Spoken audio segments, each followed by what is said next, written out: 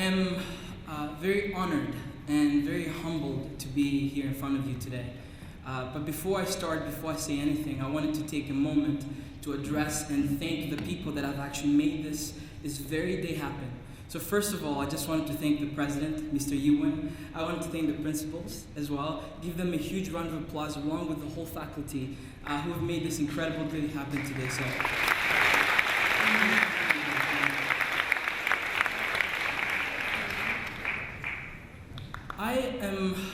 I am not here to sell you an image or tell you what you should do or what you should be in life, because I don't know the challenges that you face on a day-to-day basis. However, I wanted to share a few things, a few stories, a few things that I've learned from my own story, from being a student to being a continuous striving human rights activist in a day-to-day life. One of the amazing things that I've learned in my life was from a great philosopher named Socrates, who once said that the only thing that I know best is that I know nothing. And so from a very young age, growing up in the Democratic Republic of Congo, or growing up here in Canada, where I went to high school and graduated all the way until now into university, I learned and I developed a passion for learning and always continuing to ask myself questions so I can understand what's going on around me and what's going on around the world. And so today I'll be sharing with you a lot of different stories that some of them are difficult for me to tell, but I think are important. And out of anything that I say today, the one thing that I hope that you stay away and that you take away from this is that you always have to be courageous, always courageous to overcome your fears. And you always have to be in pursuit of knowledge. And I'll elaborate a lot of these themes later on in the presentation, but I wanted to tell you a little bit about where I'm from, so you understand how I grew up. Now, I grew up in a small town in the eastern part of the Democratic Republic of Congo.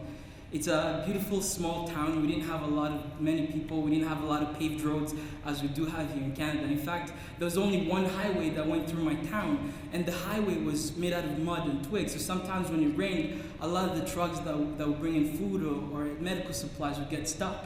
So for weeks, we wouldn't have food or medical supplies.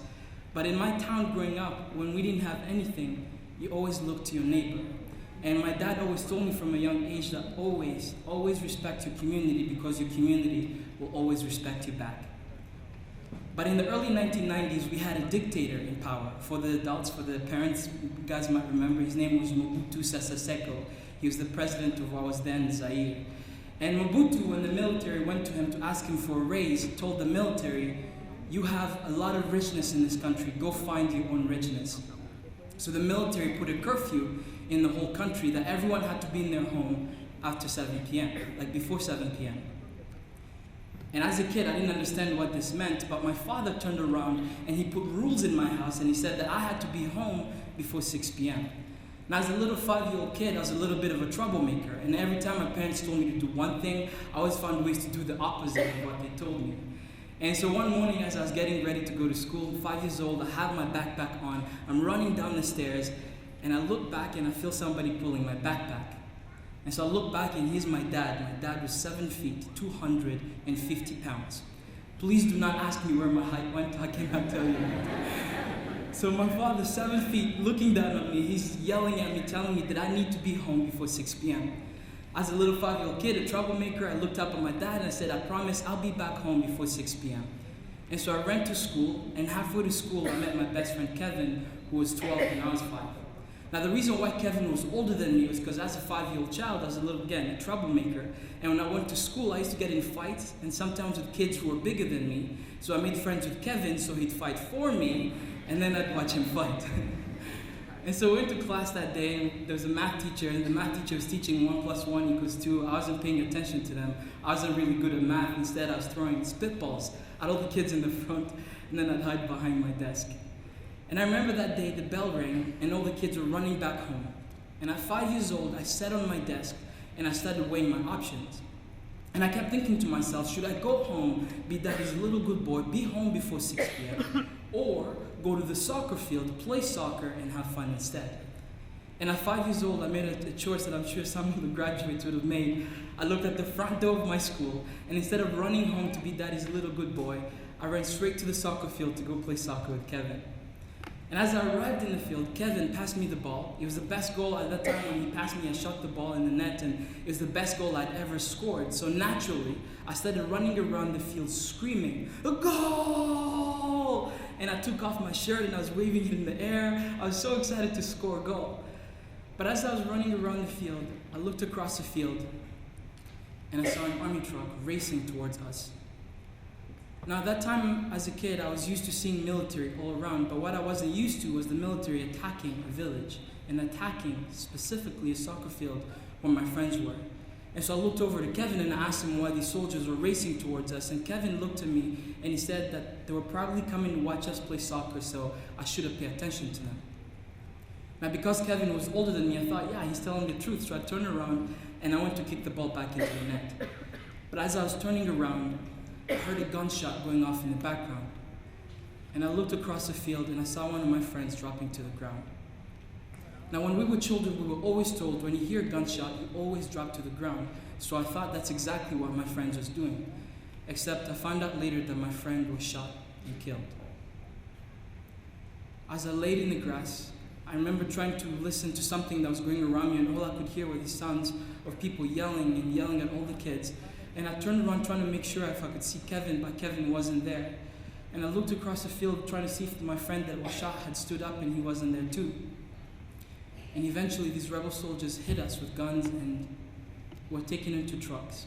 We drove away into a village. And when we arrived at this village, these rebel commanders gave us these guns, and they were attacking us and telling us that we needed to be part of their army. And they did so many things, so many unspeakable things that I cannot tell you today. However, those were some of the most difficult moments of my entire life. As a child soldier at the age of 5, being in this rebel camp, I was forced to kill my best friend. I was forced to watch a lot of unspeakable things happen in front of me. But after 2 weeks of what these rebel soldiers called training, we were told that there was a village nearby that we needed to go take over. So we arrived at this village. The rebel commander gave the signal for the kids to attack. But I looked across the field and I saw this clearing of trees, and I took a deep breath. And at the age of 5, I remember what my father had taught me, which was that if you were ever lost at any point, run through a jungle. If you see banana trees, it's a sign that there's farms and there's people. And so as these rebel soldiers are running towards this village, they're shooting at it, people are screaming, I looked across this clearing, I took a deep breath, and I ran towards it as fast as I could. And for 3 days and 3 nights, I ran through a jungle trying to find banana trees so I could find my way back home. Eventually, somehow, miraculously, and to this day I can never explain to you how this happened, I managed to make my way back home in a town called Butembo, which wasn't far away from where my family lived, and I escaped. Telling that story is one of the most hardest moments that I have to do, because I have to relive the moments when I lost my best friend Kevin at the age of 5. But the reason why I tell that story is not because it's easy, not because it's something I find pride in, but that's because in the world today there are 250,000 child soldiers, so my story is not very unique. But I have never let my story define me.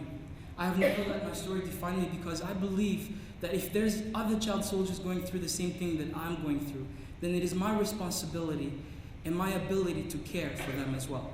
And I believe that all of us have that ability to do so. And I learned to overcome a lot of the challenges that I've faced, especially being a child soldier, from my dad. My dad, who is, again, this 7-foot guy, 250 pounds, a giant. My father would go into a room and people would respect him. But in the early 1990s, when Congo was going through a war, my father would start writing articles in the newspaper as a human rights activist, trying to educate people what was going on. And so my father would get threatened constantly, all the time. And I remember one day as we were sitting down on the couch listening to the radio, I asked my father, "Aren't you afraid of dying?" And my father told me that all of us at one point will die in our life. But the most important thing that defines us as human beings is not us being born or our death, but it's our ability to leave a positive legacy for our community, for the world. That's what defines us as human beings. And when I think of the word fear, and I think of fear, of overcoming fear, I think of Nelson Mandela. Because Nelson Mandela, one of my greatest heroes, once said that courage is not the absence of fear, but the triumph over it. And that a brave man is not a man who's not afraid, but a man who conquers their fear. And when I think of a man who conquered their fear, I think of my mother. My mother is one of the most courageous human beings you'll ever meet. When we were kids trying to come to Canada, we were refugees. We ran into Uganda, into a refugee camp. We're living in a plastic tent with no food, with a mat that was made out of grass. And I empathize with the plight of refugees that we see around the world today, because when we were refugees, we were not seen as human beings. So my mother, courageous enough, took a deep breath every single day, would wake up at 5 a.m., walk for 3 hours to the United Nations High Commissioner for Refugees office so that we can get a refugee number. Because without a refugee number, you don't exist, you're not a human being. My mother did this for 5 years, until finally in 2004, we were given a refugee number and we were recognized as human beings. And what my mother taught me from that day onwards, that if you want to pursue anything, if you're going to go anywhere in the world, and if you want to change something in your community, you cannot stop pursuing it relentlessly. But the most important lesson that I learned from my family, from my dad specifically, was the pursuit of knowledge. My little sister Marizia used to use her left hand to eat. And in Congo and in many developing parts of the world, eating with your left hand is a little offensive because most people go to the bathroom, they don't have a toilet paper, so they use their hand to wash themselves. Now, my little sister Marizia would get punished all the time for using her left hand because my dad didn't understand why would anybody in the world, especially in my family, use their left hand. And so my father found this book one day. And the book in it warned, I guess, trying to force someone to use their right hand when they're so naturally inclined to use their left hand. And from that day onwards, my father defied his own cultural understanding for truth and reasoning. And from that day onwards, anyone who dared to punish Marizia was punished back. And what I learned from my father that day was that at any point in your life, you cannot accept something that you're told. You always have to question it. And that's how I managed to somehow overcome a lot of these challenges and be here today. When I arrived in Canada about 11 years ago, I didn't speak a word of English.